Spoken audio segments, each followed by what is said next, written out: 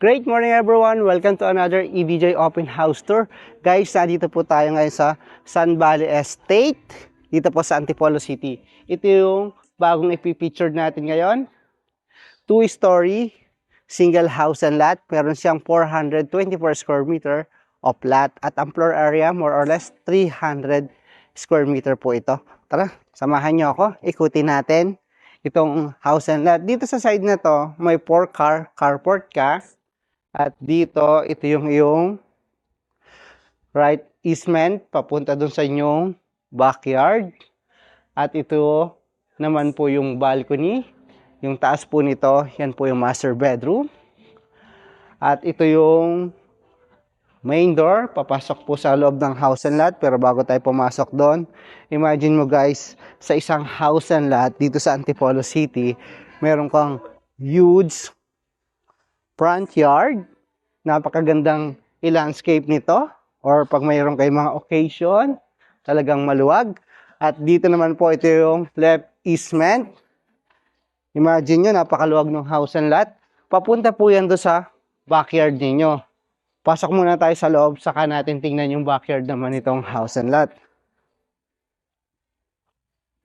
Mula dito, yan, ito yung 4-car carport, ito yung porch area, at ito yung huge door. Tara, continue tayo ng tour. At mula dyan, ang unang welcome sa'yo, itong huge living area, naka-doubled height ceiling. Imagine mo, ang taas ng ceiling, no? Ang gaganda ng mga pin light niya. Tapos, maglagay ka na lang dyan ng modern, huge chandelier. Lalong gaganda tong house and lot. Dito ka sa side na to, ipakita ko naman po itong corner glass mula dito hanggang doon sa taas. Kaya, ma-achieve mo yung liwanag na manggagaling sa labas, papasok po dito sa iyong property. At meron ka ditong 2 huge window na talagang magiging maganda yung circulation ng house and lot ninyo. Ito yung staircase going up to second floor, pero mamaya natin tingnan yan. Mula po dito sa inyong living area, meron ka ditong 4 steps pababa. Dito po sa inyong magiging dining. Pero bago tayo pumunta dyan, itong side na to, ito, meron kang modular po dito na open shelvings. Pwede mo ilagay dito yung mga collections or memorable na mga gamit para lagi niyo po nakikita. At dito, continue tayo dito sa side na to. Ito na po yung inyong kitchen. Yan, both side ko may mga countertop ka dito, naka-quartz. At both side ko rin po, ito yung upper cabinet. Ito, naka-modular po ito. At so close. Ito yung para sa range hood ninyo. May provision po siya dyan. Yan. May outlet siya dito. At dito naman po yung inyong cooktop. At ito, naka-LED na po yung inyong light dito sa ilalim o under po ng inyong upper cabinet. At ito yung iba nyo pa pong cabinet dito na naka-glass naman po siya. Yung kanyang panel. At ito yung double sink, naka-stainless. At dito yung refrigerator ninyo sa side ito. At ito, mayroon kang door. Papunta po sa inyong itong side na to. Ito yung maid's room. Ito. Yan, marami din siya ditong awning window. May cabinet siya dito. At kung tatanungin niyo po ako saan matatagpuan yung mga yung circuit breaker po ninyo. Ito po, sa side na to. Ito yung panel. Yan, labas na tayo dito. At dito, ito yung toilet and bathroom. Ito po, ito yung toilet and bathroom. Ikakabit pa lang nila dito yung inyong magiging toilet. At dito sa side na to, yan po, ito yung easement. Yan yung papunta doon sa front yard, yung garahe. At dito naman sa side na to, yan po yung backyard na mamaya titingnan natin. Balik na po tayo dito sa kitchen. At continue tayo ng tour. Papunta tayo dito sa inyong dining area. Yan, ito po yung dining area ninyo. Yan, maglagay ka lang ng magandang chandelier dyan sa taas para lalong gumanda yung house and lot. At high ceiling po ito. At dito sa side na to, ito naman po yung inyong guest room. Dito, may guest room ka. Yung pagitan po ng inyong wall, yan po yung backyard ng house and lot yan. Pag in-open mo, lakas ng hangin. At yung toilet and bathroom po dito, meron tayo dito. Ito yung shower. Ito yung toilet mo. At dito ilalagay yung sink. At ngayon, nakita na natin itong loob ng ground floor. Labas naman tayo. Ito yung lanay. Manggagaling ka dyan sa 4-panel ng sliding glass door. Papunta po dito sa inyong backyard.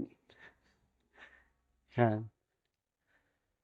Kung mayroon kang malawak na front yard, mayroon ka ding magandang space dito ng backyard mo. Yan. Depende na lang sa'yo kung ano yung mga pwede mong gawin dito. Ito po yung inyong magiging laundry area sa side na to. At ito po yung left easement pag nakaharap ka dun sa property. Yan, napakalawak niya. Yan, nakita na po natin yung exterior at interior dito sa ground floor. Continue tayo ng tour at i-check naman po natin yung mga bedroom sa second floor. Ito yung nabanggit ko sa inyo, staircase going up to second floor. Pero bago pala tayo pumunta dun, guys, huwag natin kalimutan. Meron ka dito another space. At dito, ito po yung storage area under the staircase. Yun, pa-L siya dito, papasok. Yan lang. Malawak pa dito. Okay. Labas na tayo dito. Nakita na natin itong storage area under the staircase. At ito naman yung steps mo, yung handle mo, hardwood.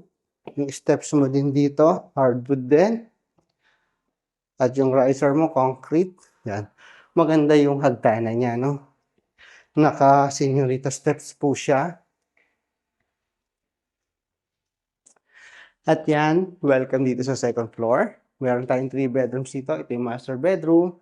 Ito yung first bedroom and second bedroom dito sa second floor. At meron ditong family area. Ito muna ang tingnan natin.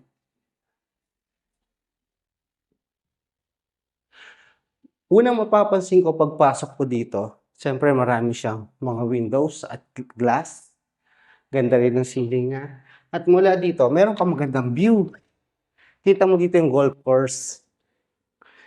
Yan, inaayos pa lang din nila yung side na yan. Pero yan yung golf course.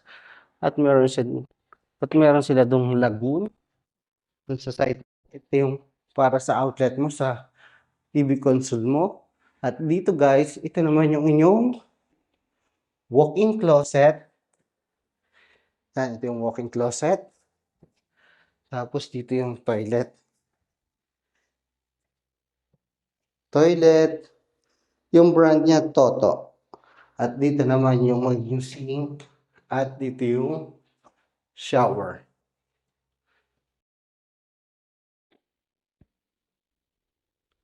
Labas na tayo dito.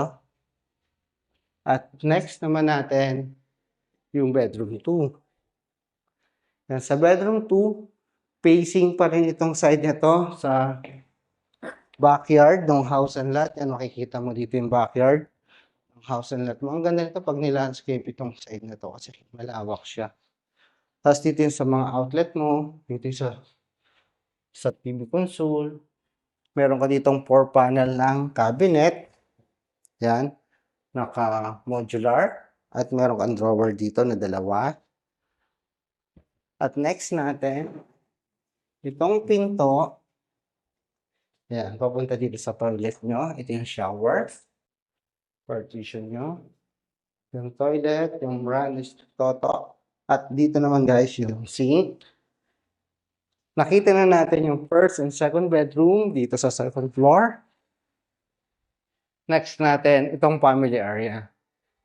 Ano bang meron dito sa family area?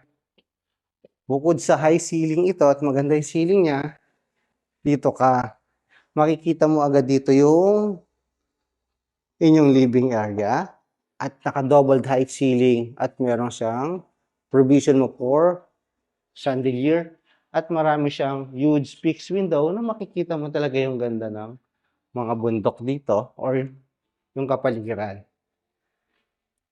Staircase at yan guys, ito na yung master bedroom. Sa master bedroom, unang bubungad syempre, meron kang huge 4 panel lang sliding glass door. Pero mamaya tayo pumunta sa balcony. Ikutin muna natin to. Ito yung mga outlet mo. Saan ba yung ano? Dito.